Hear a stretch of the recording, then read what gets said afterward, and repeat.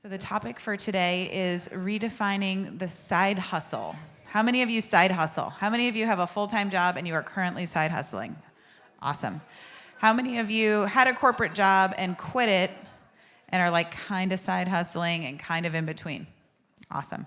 All right, well, these folks know all about that. So I'm going to welcome them all up to the stage, and I'll let them take it from here. Warm welcome for everybody. Sure. Hi, everybody. Can y'all hear me? Yeah? How about in the back? Can you hear me in the back? Yeah? Okay, great. Okay, wonderful. My name is Jared Mees, and I am with a company called Tender Loving Empire here in Portland. Oh, good, some of you know it. That's great. That's wonderful. And we're here basically just to talk about the side hustle. There's a word that they used in the marketing of this event called, it was amorphous. And amorphous is, I think, a good way to describe the landscape of entrepreneurial pursuits today. It's not so much a cut and dried 9-to-5 job environment anymore. There's lots of different ways to make a living. The connectivity of technology has really opened up a lot of opportunity for all of us, and I'm really interested, and I think we all are, in how people take advantage of that connectivity and how they make ends meet,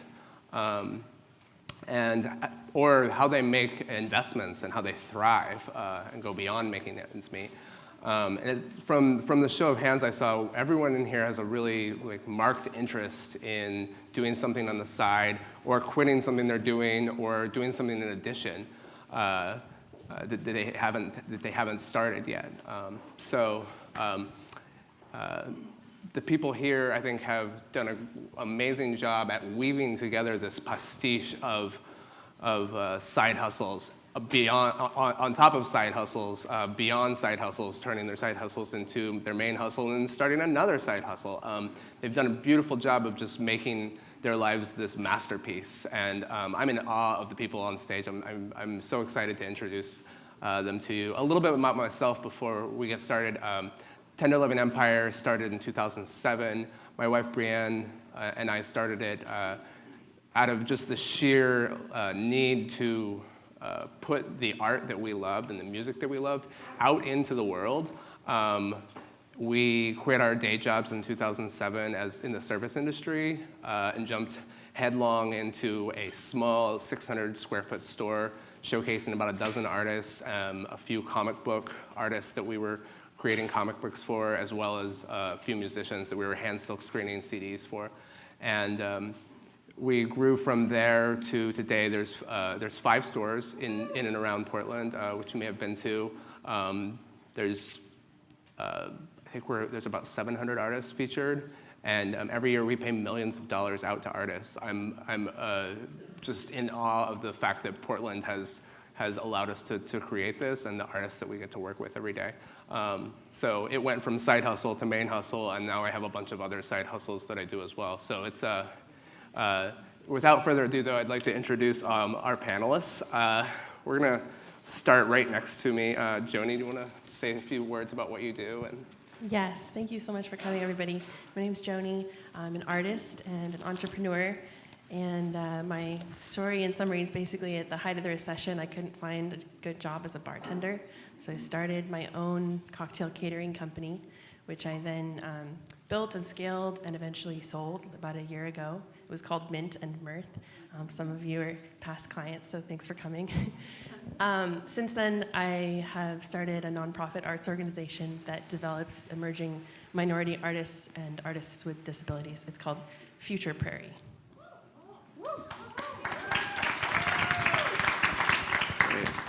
Nori? My name is Nori. I am one of the owners of Maak Lab here in Portland. We're a fragrance development and manufacturing company here. We started about 8 years ago in our basement and hustled our way up to a retail shop downtown, a workshop on the other side of the river. We are fragrance developers by day and doing all sorts of other side hustles by night. Hi, thanks so much for having me here. My name's Anna Joyce. I am an artist and designer and author. I started my business in 2009 when my children were 9 months old and 3 years old. And I decided that if I could give birth naturally in my dining room, that I could certainly start a business. And that's been a good way to think about it. When the tough gets going, I always think, is this harder than that? And the answer's never been yes. So my side hustle is writing books. I have a second book coming out in March 2019. And I'm also a full-time parent. And I have a studio and kind of showroom shop over in the 811 East Burnside building, just really close to here. Thank you for having me. Hi, I'm Megan from Fieldwork Flowers, and I'm a florist, and I'm a mom. Nervous. Normal. Thanks for having me. I'm happy to be here. Welcome. Thank you. Hello, my name is Thor Drake, and I own a motorcycle shop and a coffee shop here in Portland, as well as Reno, Nevada, and a KTM franchise, and put on motorcycle races and shows and sponsor professional racers and other things like that. But I got there through a pretty unconventional path, kind of a two-part situation, mainly not being able to conform to what people want, and also having good ideas that I thought were better, and sort of a uncompromising, stubborn attitude. So I don't know, we'll probably talk a little bit about the history of how we all got into this, and hopefully it inspires you to do the same, I guess, or not. Absolutely. So as you can see, there's a Renaissance people up here that have followed their dreams, and they there's been a lot of it hasn't been a straight line path to get where they are today. So we're going to talk a little bit about their lives and about what they've learned. Before we start, I just want to clarify that this is going to be basically about entrepreneurial side hustles. There's a lot of other ways to make money today. There's a lot of like app-based things like Airbnb and Lyft, and there's a million things you can do for working for other people. You can get a second job for other people, but this is going to be more about something that you do for yourself, an entrepreneurial pursuit of some type. So since there's so many of you that are really interested in doing this or already doing it yourself, I want to talk about the epiphanies, the moment that you knew that what you were doing was working. And many of you may have had this already, but what was the moment, though, that you knew this thing is working, I will pursue it, rather than pursuing something else? Anyone like to start to talk about your epiphany moment, if you had one? I'll start. All right, Megan. So I was a florist. We were talking about this earlier, so I don't want this to be redundant to you guys. But no, make it redundant. I didn't have like a college degree or anything, and I worked like road construction with my family, and was just really excited to live on my own. And so at 17, I moved to Portland and lived by Sammy's Flowers, and just really enjoyed putting flower arrangements together. Anyway, I started working for Sammy and stopped working road construction, and I opened Sammy's New Seasons locations for her just after about a year of working, and realized how much I loved interacting with local flower farmers. And the movement of like shopping locally was still kind of taking off in Portland. I mean, at least in my eyes, but I was also like really young. So, but in the floral industry, from what I saw at the flower market, the florists were still, importing a lot from California and just really trying to nickel and dime the whole industry. And regardless of how many times I got in trouble from my boss, I was just like so hungry to shop from the local flower farmers because everything smelled better and looked better. And it only took about 3 months of being in the New Seasons outlet. Anna was a customer of ours, but I was like 19 and just trying to I didn't really know what I was doing, but I was just trying to feel it. And I started just buying local flowers in large quantities, and just really putting my love into it. And it was clear, because I would see florists at the flower market every 3 days or 2 days, that pretty soon, because I was buying so much of what I liked, the energy of just believing in yourself, I think felt good to everyone. And they also, because I was buying everything, I wasn't really leaving them anything. And so then I created some demand in the industry, and that's when I knew, oh, I see these florists every 2 days, and they're all looking at me crooked every 2 days, and so I must be doing something right. And so then it was just a matter of time before farmers started growing, 3 times the amount to accommodate all the other florists, and that felt really good, because I really felt like I put some pressure on an industry, and now we've got so many florists in town, and it's awesome, and everyone's got business. Everyone's there's competition, but there's not a ton of competition. It just feels really, really good. So. Dirty looks. Don't give me dirty looks. That was your epiphany with dirty looks? Yeah, bring on the dirty looks. You're doing something right. Anna, you had a crazy, or you were going to say something, Joni, as well. I can go do ahead. a quick one. Yeah. So for me, honestly, it was really financial. Coming from not a lot of money, it really meant a lot to make that first substantial income on my own.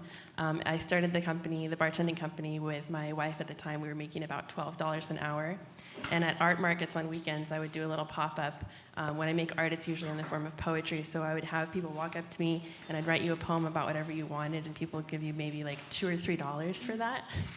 And then when we bartended our first event, we got a check for $5,000. And that's just more money than I had ever seen.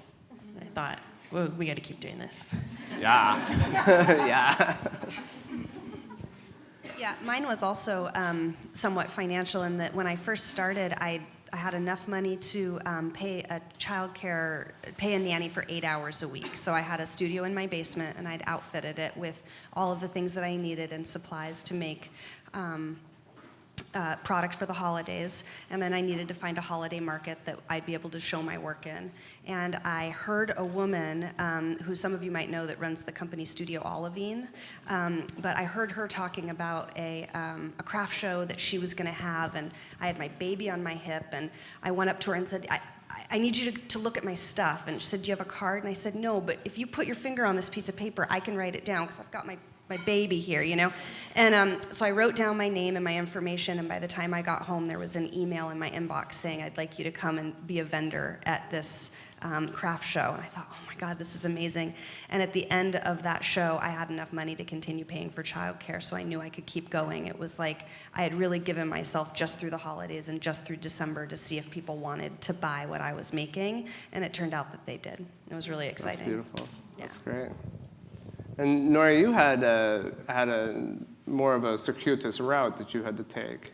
Yeah, so our story kind of began, we hit a fork in the road. We were thinking, my partner and I were either going to go back to school, or we were going to start something ourselves. And I was looking at school, and I was thinking, okay, I could get out in 3 years, be around $60,000 in debt, and go down that road, and have to work for somebody else for who knows how long. Or we could bet on ourselves. So we decided that was honestly the cheaper route. It seemed maybe more viable, and we wouldn't have a boss at the end of it. I'll say now, we actually have 20 bosses, not one. All of our clients we work with, they're all our bosses. So it was a little bit backwards in that way, but it took us a while. I quit my job, and the first time it actually didn't take. I ended up going back. I was working in a rehab facility, working in behavioral psychology, and I wanted something a little bit more flexible, so I started nannying, I started babysitting. I did a lot of other stuff that would allow me some flexibility within having our own business and continuing that. So it was kind of a slow route to get there. I would say our kind of moment of this epiphany took a while. The first time was actually when we got our first wholesale account at Tender Living Empire. That was kind of our first, somebody's into what we're doing. But then it it took a little bit. We opened a shop, and that felt good for a minute, and then it really took some stability, maybe our third hotel account, to actually get a signed contract in hand from our third big client. And that was kind of our big moment of, it's going to work. We're going to hire some people. We're going to turn this thing. It's going to do something. We're going to go somewhere. So there was a lot of dedication. You had to overcome some fear. It was a lot of persistence. It was a lot of late nights, still is, a lot of late nights, pushing through it, a lot of resilience, a lot of just persistence, really. It's beautiful. It's a beautiful story. Thor, any moments of clarity that you had where you realized what you were doing was working, or? Yeah, I mean, I would say that there was always this sort of hovering cloud that was pushing me that way, but my sort of epiphany came in form of 3 different sort of, I'd say, milestones that had to do a lot with age and also what was happening at the time. I moved up here to work for the big Nike. I worked for a skateboard division off them and went through that process and knew that climbing the corporate ladder wasn't in the cards for me. I just wasn't that good of that style of work. And so when I quit there, I tried to go back to school to see if I'd be good at something else, and that has always been a long goal of mine, is to complete a formal program.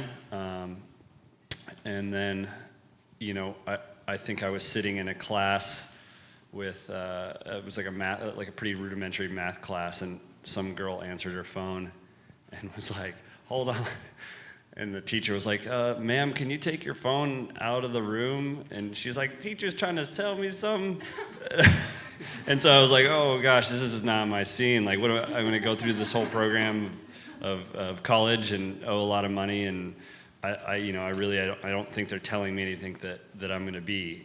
I already kind of know who I am." And so I kind of promptly quit going to school. Which I don't recommend, but it was just the right thing to do for me. And just started, my goal was kind of to live an extraordinary life. And so I would say yes to everything that would kind of lead me down that path. And, I ended up on Jackass 2, the movie. In my mind, I broke some world records, built some really strange things over my time. I built the world's largest pair of rollerblades. Which is just a big joke on the world. Let's see, I've done a loop on a motorcycle. I've done all kinds of strange things. I've built even stranger things. Did a lot of prop design and set design and worked on music videos and just had an extraordinary time for a long time. And then about 2009, the economy took a shit, and basically, that leaves a builder with a few options. You can either continue to work for free or pay them, your clients, or you can kind of take a step back and reevaluate what you're doing. And so I basically just seized all operations. I wasn't having fun building anymore, and I love building. So I just stopped doing that, and then I took on the people that were hiring me at the time were all advertising agencies, and so I was like, what's behind the curtain? Why do these have all the money, and they're asking me to do these crazy projects? So I took an internship at Wieden & Kennedy, a massive global advertising agency, and I dedicated a whole year, and this is the best part, I paid them, sorry. See, they're tapped in. No, I paid them. I paid them to work for free for them for a whole year, and that's that's a lot. So but what I did is I was just absorbing. I was like, what's going on? What's going on in here? Like this, and really like at the end of it. And sorry, this is such a long-winded thing, but at the end of it, I knew I didn't want to be in a corporate environment. B, I have now the tools to do what these guys are doing, and see, like, I know I want to work for myself. So the 3 parts kind of came together, and after going to school full-time for an entire year, dedicating everything in my body to doing it and paying for that out of my own pocket, at the end of it, I had, I think, $300 saved up and dumped all that into making stickers, because as a skateboarder, if you want to create a skateboarding company, you make stickers and stick them on everybody's stuff until people want t-shirts, and then you get t-shirts and you start selling them, and slowly you start building, and it's been that process ever since. So yeah. So I think to piggyback on that is all these people are here, I think, to hear perhaps some advice. We're on a stage, and you came to see, so to give some people some advice that are maybe just starting out on this side hustle journey, that are maybe a little bit afraid, maybe there's a little trepidation, but they're obviously are diving in, and they're brave. But it would be nice to know some of our problems that we've had to overcome, or any just words of advice that y'all would have for someone who's starting out. Start, Joni. Sure. This is maybe a bit brutalist, but my advice is kind of try harder. So when you find the thing that you are passionate enough to put everything else on the line for it, try harder. When it's the middle of the night and you just want to watch Netflix, don't do that. Try harder. Stay up later and wake up earlier. That one sucks. But it's always so interesting to me when people ask about how did you do X, Y, and Z, and it's like, well, I worked on it 100 hours a week for 5 years.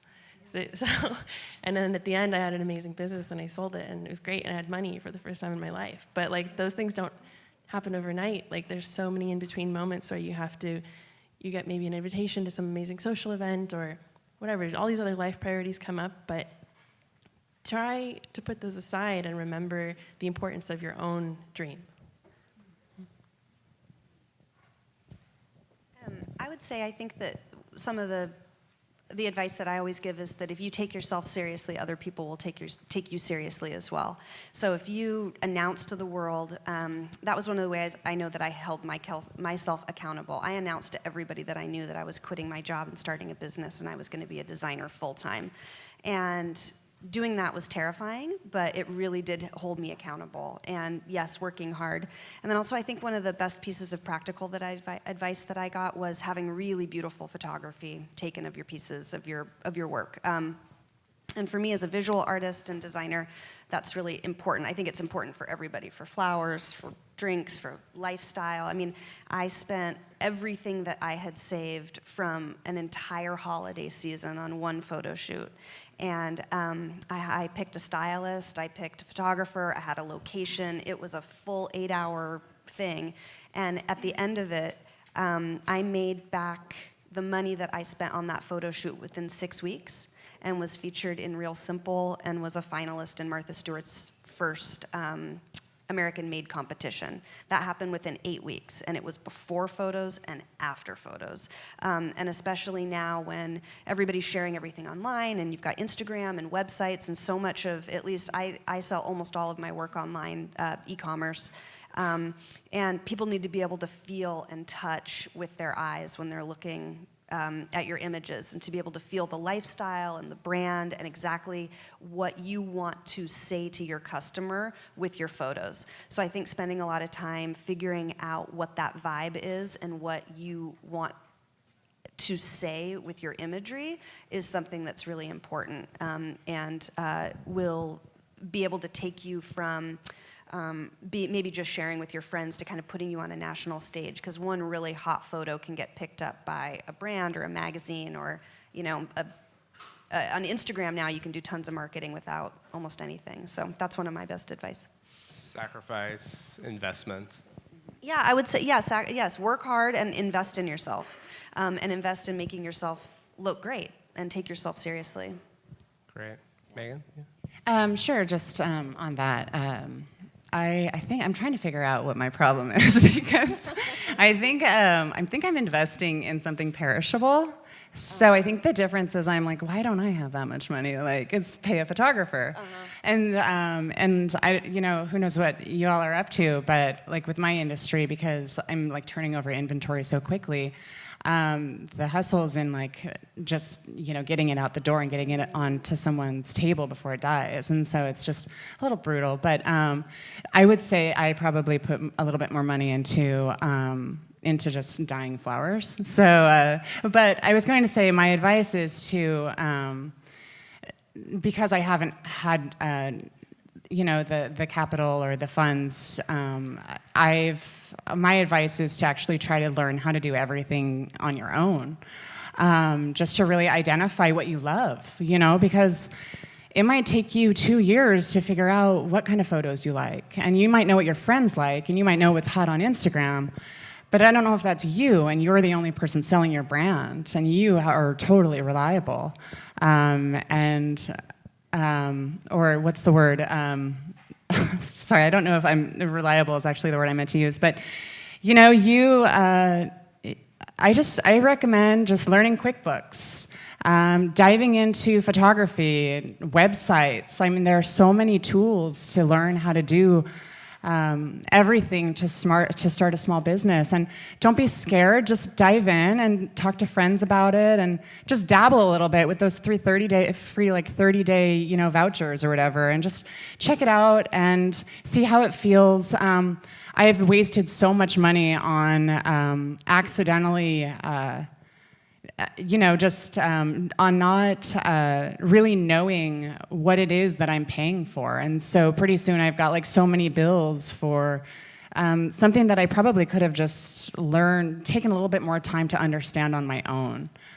So yeah, if you're able to just sort of like identify what you really love before putting too much money into someone else doing it for you, I think and then also like, yeah, it's just, yeah, that's my advice. Yeah, dabbling is really interesting because as it seems like people's side hustle come from things that they've dabbled in, and it sounds like several of you. I mean, Thor, you specifically have many interests, and that you've turned a lot of them into businesses, or at least to small businesses. You have anything else to say about like dabbling as far as it pertains to your side hustle?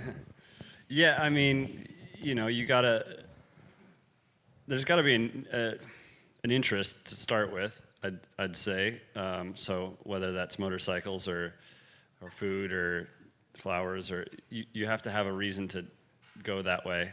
And then like what everybody's saying here, to me, is that you can't replace anything with hard work. A good idea is a good idea, but without somebody doing the hard work behind it and believing in it 100%, and doing anything by means possible to get it done,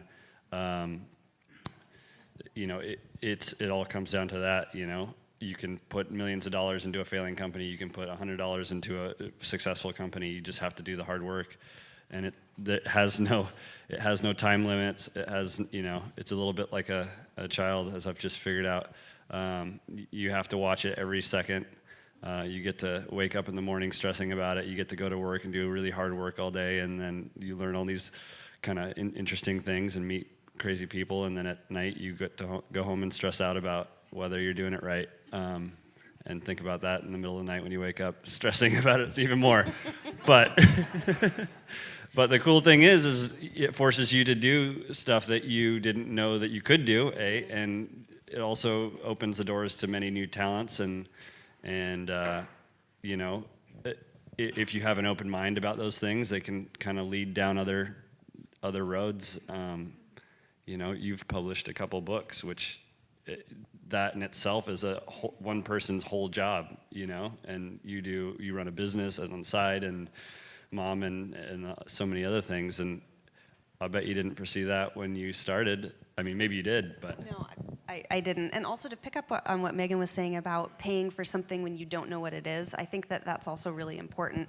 I know that with my photo shoot, I knew exactly what I wanted. I had every single thing planned. I had shot by shot. I had an entire list. I had Pinterest boards I'd been working on for 8 months. It was just about getting enough money to hire the people that I knew I wanted. I'd looked at every photographer. I'd looked at every stylist. So it wasn't, I definitely don't recommend just kind of like putting together a team and see what's happening. I mean, having, really paying attention to everything. So it was just a matter of like having all those details and then really putting it into action, and it ended up really working for me. beautiful. One other thing is we always say yes.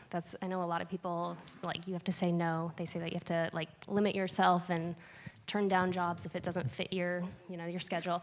We always say yes pretty much all the time. And it's pushed us to do so much more than we would have initially done. We first started making soap. It was just bar soap. Somebody asked us if we could make candles, so we started making candles. Somebody asked about perfume. I didn't know how to make perfume 8 years ago, but we learned. You figure stuff out. So that persistence, just push through it, do everything, learn everything. It doesn't matter if you don't know how to do something, do it anyway. Doesn't matter if you don't know how to do your books, just start it, just begin. That's been like the key to us just growing. I also want to say thank you to whoever asked you to make that scent that you have at Knot Springs, because it like makes me feel like a new human every time I smell it. My wife has some. On that note, I would say, Nori and I talked about this earlier, that my gestalt advice would be to, I realize now that I'd never thought of anything as failure, thinking, I never really thought that failure was an option or really even part of like the vocabulary at the beginning. And I think that was really important because a lot of the people around me, I think, were super critical looking back, and they were kind of expecting me to fail and looking for you to fail. And like a lot of people that are maybe your friends, your family, maybe they have a jealousy, or there's some pent up entrepreneur creative inside them, and they're going to be negative towards you in some capacity, whether it's passively or aggressively. And expecting it and not judging them for it, and then also just pushing past it as it being basically a neutral situation was, looking back, important for me. If I had internalized the criticism or like thought of something as a failure, it would have been catastrophic to my business. I wouldn't be sitting here. I would have quit within 6 months. And I'm not really sure where that came from in my background, but failure wasn't really talked about a whole lot in my family growing up. It was more like, how do you stack this on this on this? How do you just not give up? And that was what Nori was saying. It's like not giving up. Persistence was, whether it's your side hustle, raising a family, whatever you're doing, not giving up is super important. And it's also very difficult, but then, I'll leave it there. I can talk about this forever. So moving through there then, fear. Fear is a big part of this. I would love to hear how you overcame fear. Because fear, anytime you have any entrepreneurial pursuit, you're having to put yourself out there. A side hustle is an entrepreneurial pursuit, whether you're making $1 or $100. It is a big putting yourself out there moment. How did you deal with the fear that we all feel inside? I guess. Well, I mean, we're sitting up here today in front of you guys, so there's a bit of fear, I think, in all of us to kind of divulge our yeah. So here we are.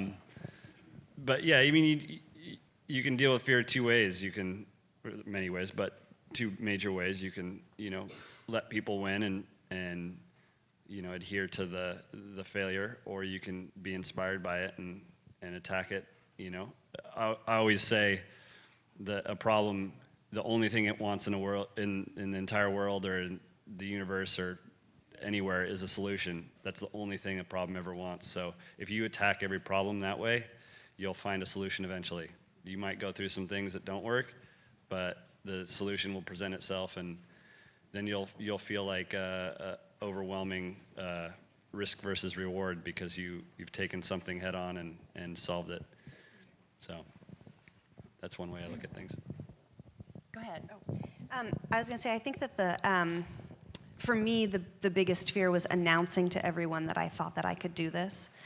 Telling people, I'm going to be an artist is really announcing to the world, I think I'm talented, I think you want what I make, and I was afraid of people thinking, well, she thinks she's so cool, and she doesn't, all of those things that you were talking about, that little bit of pushback from, friends or coworkers or whatever it was.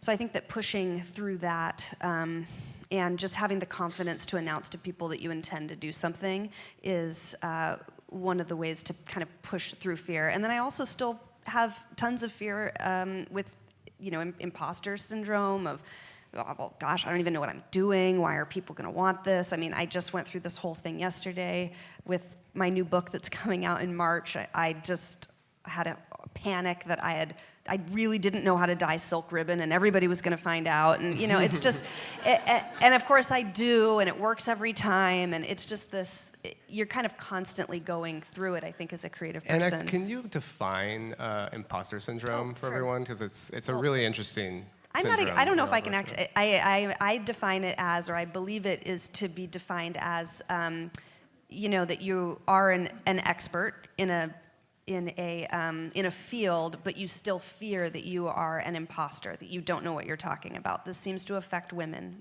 a lot. So I will often feel as though I'm an imposter. People are going to find out that I really don't know what I'm doing. A lot of it comes out, especially around the book, where I've truly created an instruction manual, and I have deep fear that it's not going to work, and people are going to leave a review that I didn't add enough salt. Or so, it's just like, whatever it is, if your recipe doesn't work, that people are going to be upset. So anyway, pushing through that fear has been interesting for me, and I think as I'm getting older and more confident and kind of realizing this is something that also afflicts women often, that I'm trying to kind of push through that and realize I'm not an imposter, I am an expert, I do know what I'm talking about.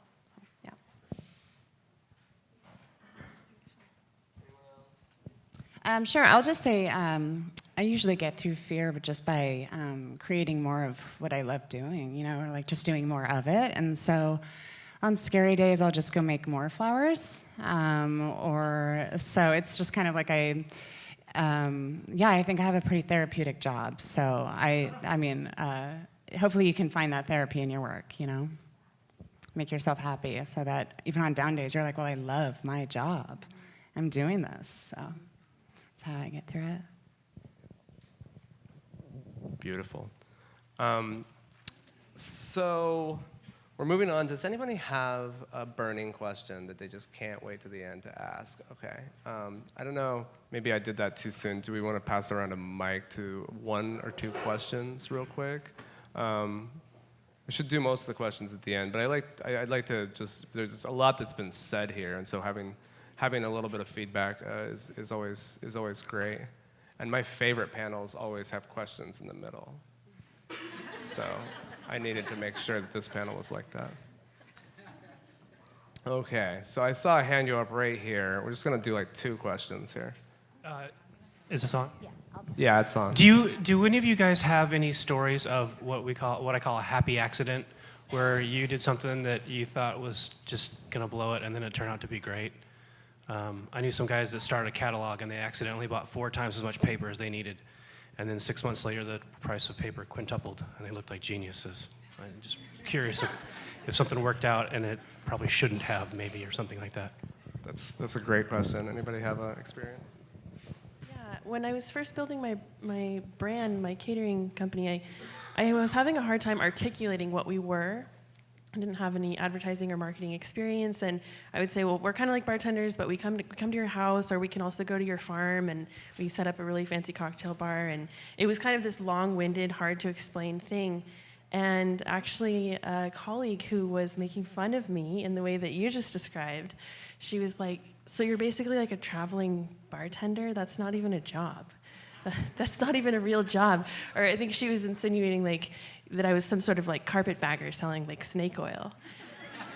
And something about that image just hit me, and I was like, yes, we are that. That's what we're doing. We have these like magical elixirs, and they're really delicious cocktails, and they're custom just for the occasion, or they're local and seasonal just for that place, and they give you the taste of the place, just like a perfume would. And that is what we're doing, totally. And we rebranded. The whole brand and the whole success of the brand was built on that concept. And our tagline was traveling bartenders for the world's best parties. And it's really easy to say and really easy to explain, and people got it. So that was lovely. Thank you very much, asshole. That's what you probably said. Anyone else have a happy accident? Yeah, I think my whole career right now is a happy accident. Where I am at this moment, I had finished my first book about printmaking and painting in 2015, and I was so tired and so uninspired to continue working in that way. I had just given everything, and it just felt like I was mining kind of old territory. And I was given an indigo kit from a company, just sent it to me, and I opened it up one day on a whim, and I fell in love. It was just this complete head over heels in love feeling that I hadn't felt in years when I was working with dye. And it was like everything I'd ever loved about art came together in this one new way of working in this major lightning bolt fashion. So I don't know if it was as much of an accident, but I accidentally fell into hand dyeing. And I'm constantly making a mess in the studio and coming up with new techniques. And in fact, I just recently came up with a new technique I'm wearing the shirt right now, but I dropped a little bit of dye into a bath and was bummed because it hit.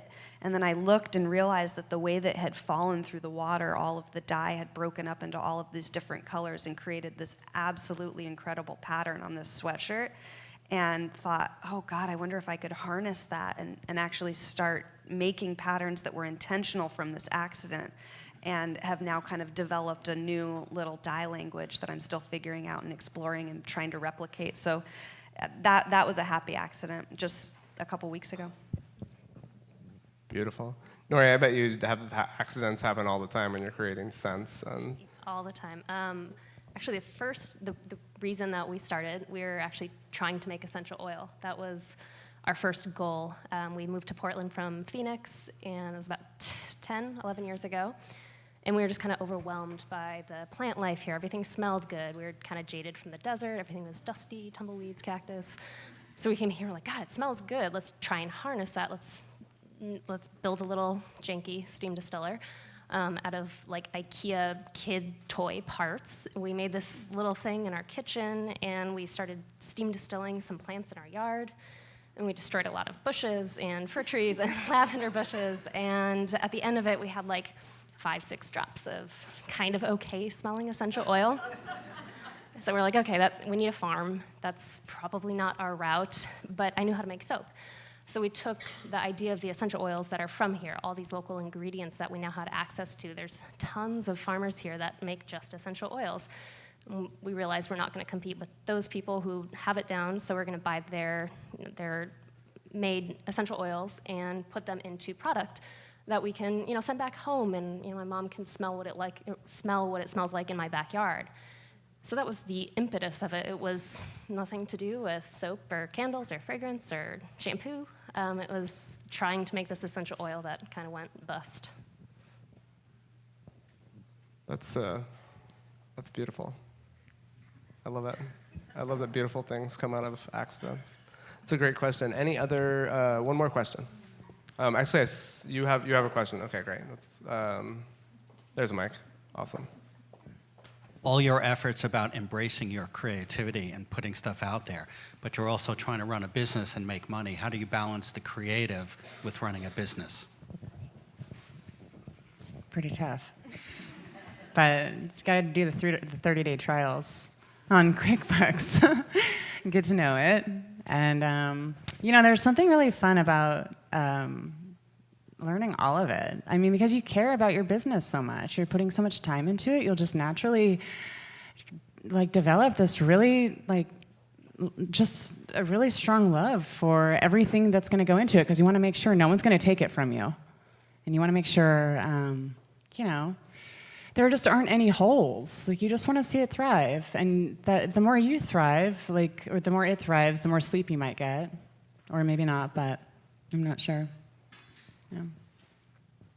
I found that creativity, generally, as soon as something is taking off, you have to fight for the creativity to remain. Otherwise, the business just takes over. Side hustles especially. If you're doing something that is actually working as a side hustle, it's going to be hard to keep it as your side hustle, I've found.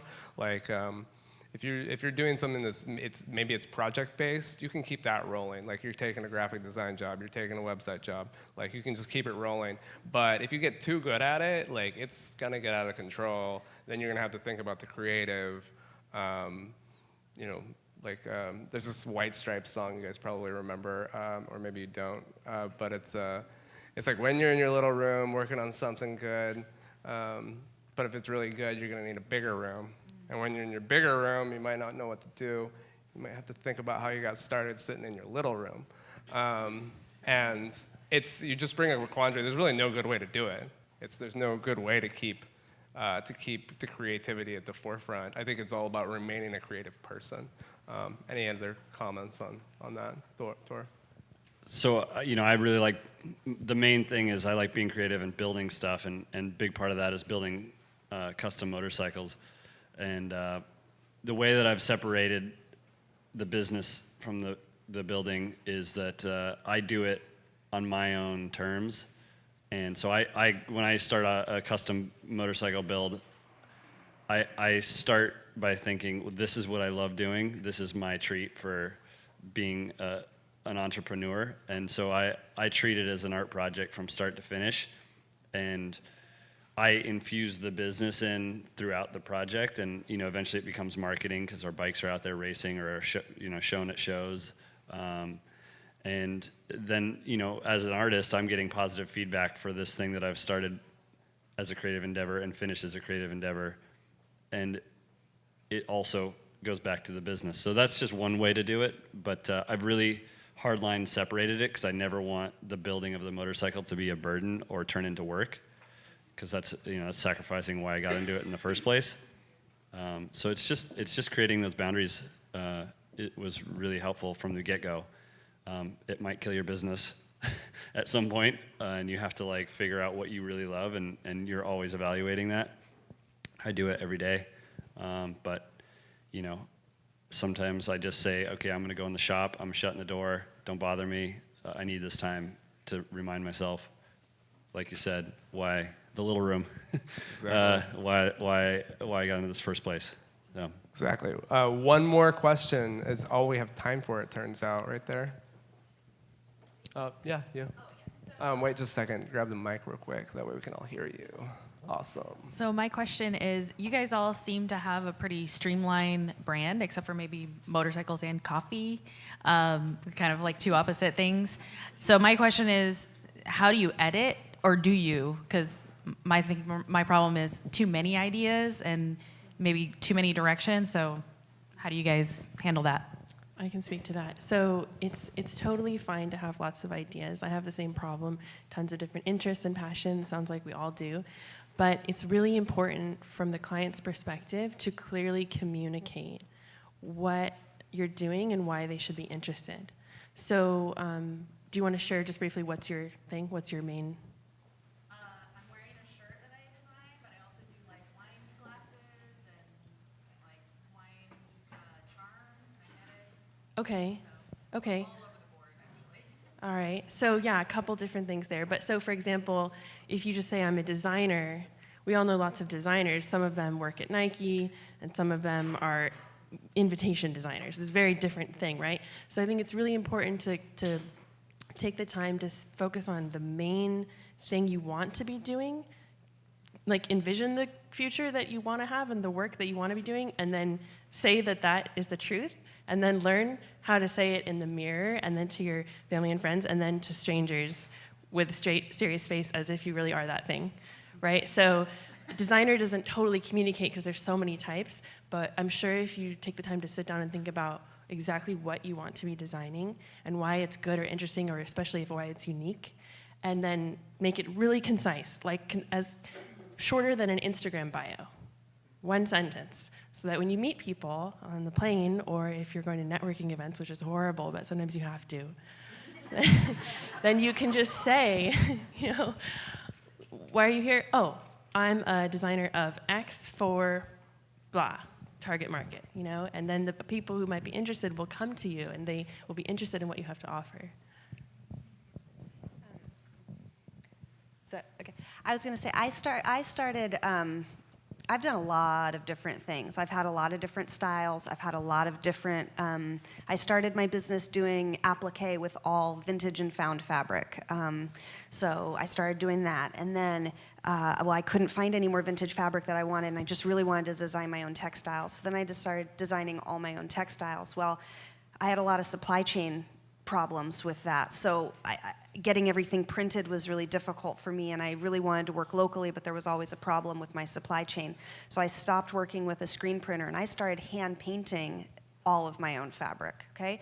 Well, that was really great because I was only relying on myself, but when I was only relying on myself, I can't sustain hand painting my own fabric physically. It was too much. So I kind of moved that away. So I know that I've gone through all of the different styles of all the different things that I've wanted to make, and kind of slowly pushed out the ones that were too expensive, too time-consuming, too frustrating, not inspiring anymore, just didn't really work. And then have finally honed in on something where, oh gosh, I don't have supply chain problems. I love what I'm doing. I can constantly be inspired by this, and then I can do that. And then on my website, you're going to see really hardcore feminist pins. You're going to see hand-painted necklaces, and then you're going to see a whole bunch of hand-dyed clothing. And for me, they all go together because they're all mine, and I don't know, I think that it can kind of all work. I don't really see, somebody might wear one of my sweatshirts with a necklace and a pin stuck on it, and they'll all kind of work. And I think that they're all coming, my brand is, can encompass more than one thing. So I don't know if you need to definitely narrow down, because t-shirts and wine glasses and wine charms don't seem like they're so far apart. Can I just say something? Yeah. And are we wrapping up? Okay. I was also just going to say, because I was trying to put myself in that position. And I do a lot of different things, like wreaths. We're doing wreath class after this, too, in case any of you guys want to stay. Just had to plug that in. Sorry. But I was just going to say, maybe think about the avenues that each line might take you down. I don't know if wine glasses might get a little boozy. What shows are you going to have to go to? I don't know, clothing. I don't know, but maybe think about the long term, what lifestyle you want and what really works for you. Mm-hmm. That's great advice. Great.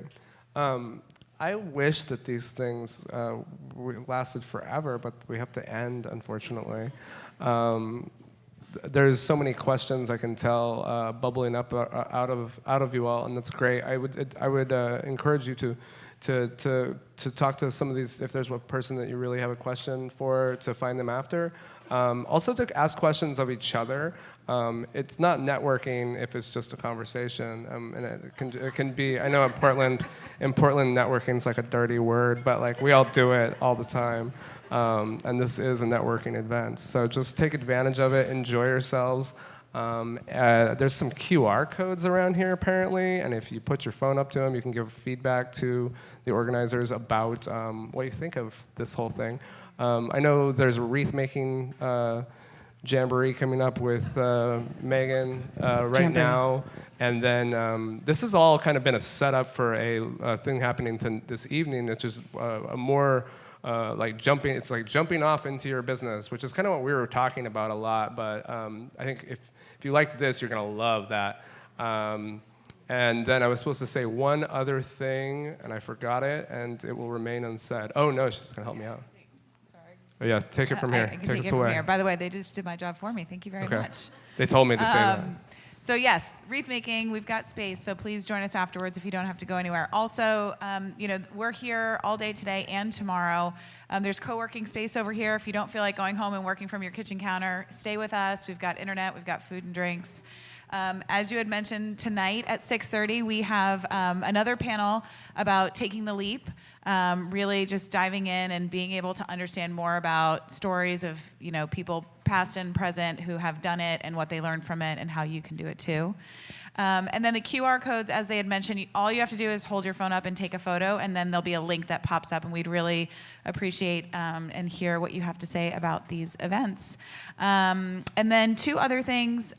We have product photography, so if anybody brought their physical products with them today, we had an RSVP. It's pretty full, but please head over and see Maggie, because if we have some space, we will definitely try and squeeze you in. No promises, but we were definitely going to try.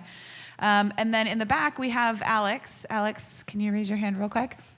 Alex is our Weebly success agent, and he's our kind of fields team. He knows more about the Weebly product than anybody. So if you have yet to build your website and put your products online to start selling, please go see Alex, and he can help you. We have some discounts for you as well. So please, huge thank you to this group up here for all the help. Thank you, everybody. Have a great day. Awesome. Thank you.